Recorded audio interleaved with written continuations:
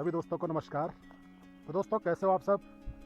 दोस्तों आज मैं आपको लेके चल रहा हूँ लोबागढ़ी के भैरवगढ़ी मंदिर में, जो कि पांडवा खाल एक जगह पड़ती है गैरसैंण से आगे, वहाँ है और कुमाऊँ और गढ़वाल के बॉर्डर पर है। तो दोस्तों यहाँ पर कुमाऊँ की सीमा समाप्त और गढ़वाल की सीमा ये आगे को शुरू होती है। तो दोस्तों ये पांडवा खाल शुरू हो गया यहाँ पर, और यहाँ से अल्मोड़ा 102 किलोमीटर, रामनगर 143। तो दोस्तों पांडवा खाल मार्केट में पहुँच चुके हैं और यहाँ पर एक मंदिर है।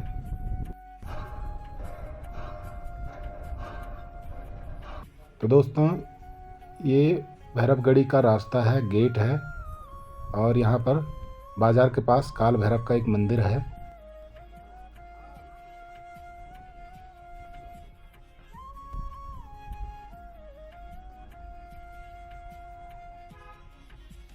तो दोस्तों पांडवा खाल से ये रास्ता जाता है भैरवगढ़ी के लिए, और लगभग 2-2.5 किलोमीटर चढ़ाई पर है ये रास्ता।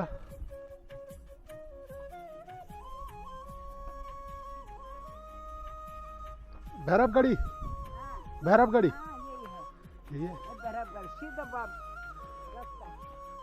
तो दोस्तों हमारे सामने ये कुमाऊँ की घाटी लग रही है, और इससे सीधे आगे जाकर चौखुटिया एक जगह है, उससे आगे द्वाराहाट है, इस साइड में अल्मोड़ा पड़ जाता है, और इधर वाला जो एरिया है वो पौड़ी में जाता है।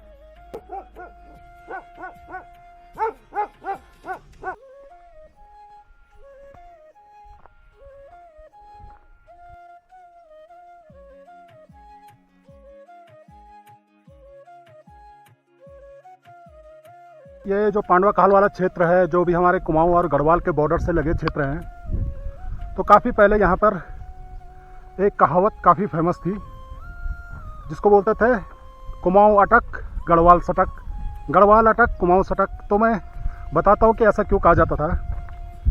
कि दोस्तों जब भी कुमाऊँ के क्षेत्र में कुछ उपद्रव होता था, कुछ उत्पात होता था, तो यहाँ पर के लोग जो है वो गढ़वाल चले जाते थे, गढ़वाल की सीमा में चले जाते थे, और जब वहाँ पर कुछ ऐसा उत्पात उपद्रव होता तो वो इस तरफ आ जाते थे कुमाऊँ की तरफ अपने को बचाने के लिए।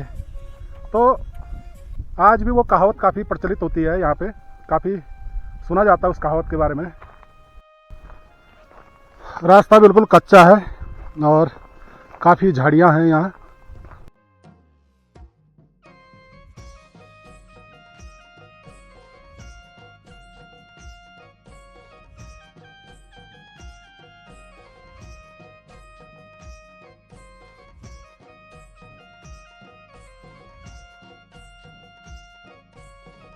तो दोस्तों मौसम हालांकि ज़्यादा गर्म नहीं है, आज बादल लगे हुए हैं, लेकिन जो चढ़ाई है वो ठीक ठाक है और पसीना निकालने लायक चढ़ाई है। तो दोस्तों आपको एक चीज़ बता दूं, जब भी आप अगर भैरवगढ़ी आते हैं तो पांडवा खाल से अपने लिए पानी ज़रूर रख दें, क्योंकि इस इलाके में पानी बहुत कम है।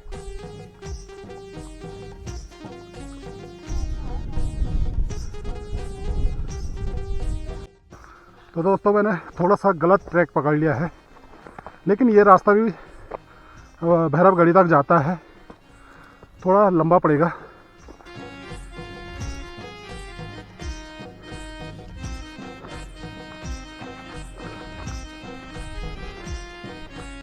जी जी जी। हाँ, तो वो मंदिर जो है अल्मोड़ा में है। ये काल भैरव मंदिर अल्मोड़ा में है? हाँ जी, डिस्ट्रिक्ट अल्मोड़ा में। अच्छा है। भैरवगढ़ी है, भैरवगढ़ी आधा अल्मोड़ा में है और आधा चमोली में। आधा चमोली में है ना? हाँ जी, दो।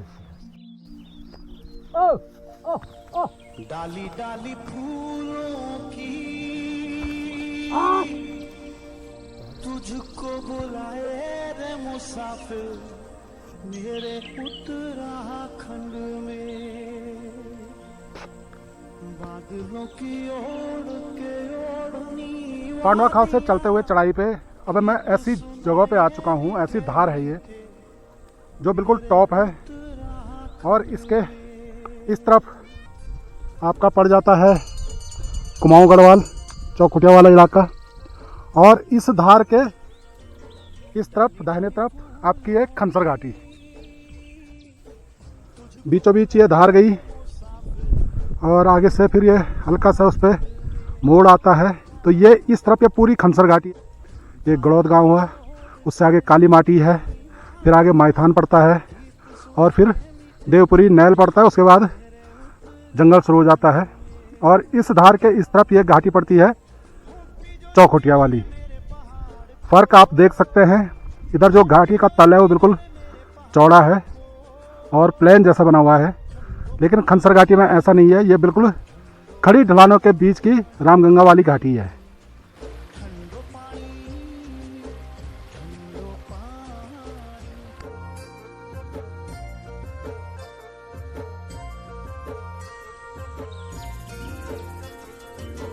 डाली डाली फूलों तो दोस्तों फाइनली मैं लोबागढ़ी के बिल्कुल करीब पहुंच चुका हूं और आगे वो धार में लोबागढ़ी है। बादलों की ओर के ओढ़नी वादियां गीत सुनाए मीठे मीठे मेरे उत्तराखंड में। हो पिजोरे मेरे पहाड़ को, हो पिजोरे मेरे पहाड़ को। तो दोस्तों ज्योग्राफिकली अगर देखा जाए तो इस तरफ ये चमोली लग जाता है पूरा, और उसमें मैं आपको बता दूं कि जो चमोली के पहाड़ हैं वो बिल्कुल खड़े पहाड़ हैं और काफ़ी ऊंचे हैं, साथ में गहरी घाटियां हैं, बिल्कुल गहरी घाटी है। और वहीं पर कुमाऊं के जो पहाड़ हैं वो बिल्कुल छोटे छोटे पहाड़ हैं और घाटियां भी चौड़ी है, ऐसी गहरी घाटियां नहीं है।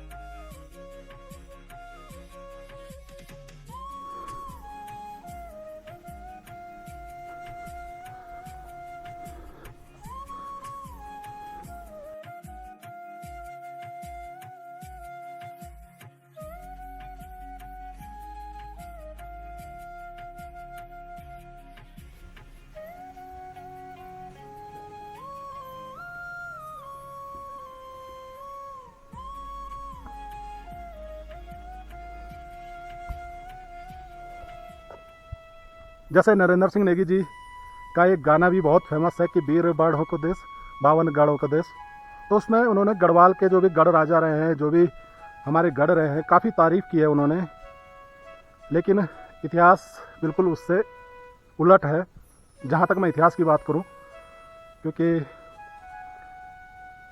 जो भी मैंने पढ़ा तो मुझे लगा कि जो भी गढ़ राज्य थे हमारे, लगभग 52 गढ़ थे, तो आपस में काफ़ी इनकी दुश्मनी थी और बेमतलब की लड़ाई इनके बीच चलती थी, बेमतलब के झगड़े होते थे। उससे जो है कि ये गढ़वाल राज्य के गढ़ अपने आप में काफ़ी कमज़ोर हो गए थे आपस की लड़ाइयों से, और बाहर वाले ने इसका फ़ायदा उठाया, जैसे कि आप सब जानते हैं।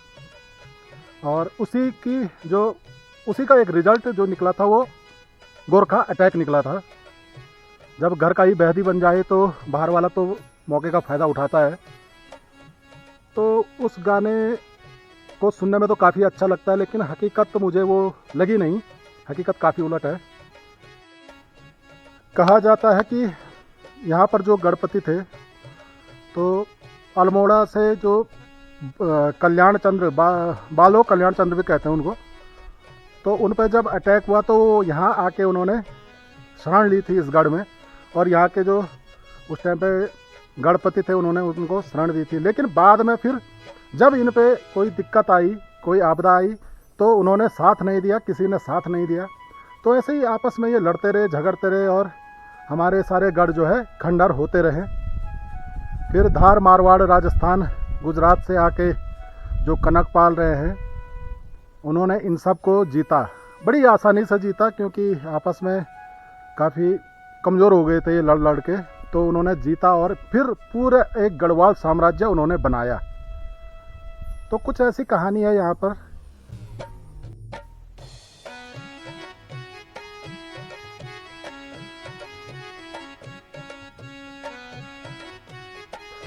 तो दोस्तों 1815 में जब राजा सुदर्शन शाह थे हमारे श्रीनगर के राजा, गढ़वाल राज्य के राजा, उन्होंने गोरखों को हटाने के लिए अंग्रेज़ों से मदद ली। तो अंग्रेज़ों ने मदद की और मदद करने पर जो है गोरखा सैनिक गोरखा हारे और जो कीमत थी उस लड़ाई की वो राजा सुदर्शन शाह को बहुत महंगी पड़ी। अलकनंदा से इधर का ये वाला क्षेत्र पूरा अंग्रेजी शासन में मिला दिया गया और उसको ब्रिटिश गढ़वाल नाम दिया गया। और जो अलकनंदा और मंदाकिनी के पार का क्षेत्र है, मैन टिहरी वाला क्षेत्र है, जो वो टिहरी रियासत बनी। तो काफ़ी महंगी कीमत थी ये, क्योंकि पहले ये पूरा एक गढ़वाल साम्राज्य के अंदर आता था।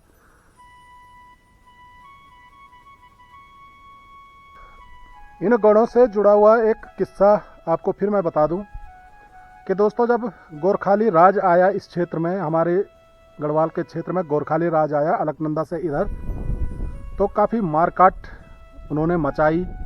यहाँ के जो निवासी लोकल थे उन पर बहुत ही ज़्यादा अत्याचार किए। गोरखाली राज का कभी आपको शासन पढ़ना हो तो आप पुरानी बुक्स पढ़ सकते हैं, इतिहास की बुक्स पढ़ सकते हैं। शिव प्रसाद डबराल जी ने उसमें साफ लिखा है, हरे कृष्ण रतोड़ी जी ने लिखा है, कहीं कहीं एडकिंसन के उसमें उसका जिक्र अच्छा मिलता है। तो गोरखा लोगों ने क्या किया कि बेमतलब के जितने भी कर होते थे, टैक्सेस होते थे, वो यहाँ की जनता पे थोपे। पहले ही यहाँ की जनता गढ़ राज से, जो गढ़वाल का साम्राज्य था, उससे उत्पीड़ित थी। ऊपर से जब गोरखा शासन आया तो उनकी मुसीबतें और ज़्यादा बढ़ गई। और वो वहाँ तक तो ठीक था, लेकिन फिर क्या हुआ कि जो यहाँ के नवयुवक थे, जो महिलाएं थी, बच्चे थे, उनको पशुओं की तरह, जानवरों की तरह मंडियों में बेचा जाने लगा। और ह्यूमन ट्रैफिकिंग, आप ये मान सकते हैं कि वो दौर था ह्यूमन ट्रैफिकिंग का, चरम था वहाँ पे। तो यहीं पर एक धुनार घाट है गैरसैंण के नीचे, वहाँ पर भी मंडी लगती थी। वहाँ भी इंसानों को खरीद फरोख्त होती थी, उनकी बेचा जाता था। फिर ऐसे ही करके जो हरिद्वार में वहाँ बेचा जाता था, कोटद्वार की साइड में बेचा जाता था। तो आप ये मान के चलिए कि कितना बुरा वो समय रहा होगा गढ़वाल के लिए, यहाँ के निवासियों के लिए।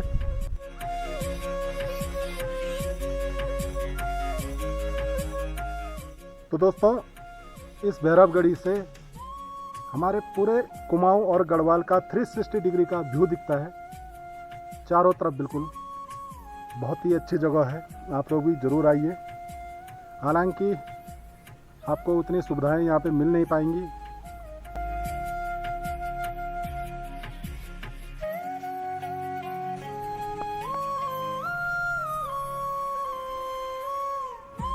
तो दोस्तों, भैरवनाथ के दर्शन हो चुके हैं। भैरवगढ़ी, लोबागढ़ी हम देख चुके हैं और अब यहाँ से वापसी होगी। बिल्कुल डाउन जाना है हमने, 2-2.5 किलोमीटर करीब। आज की वीडियो में इतना ही। तो दोस्तों, प्लीज़ हो सके तो वीडियो को लाइक ज़रूर करना आप लोग।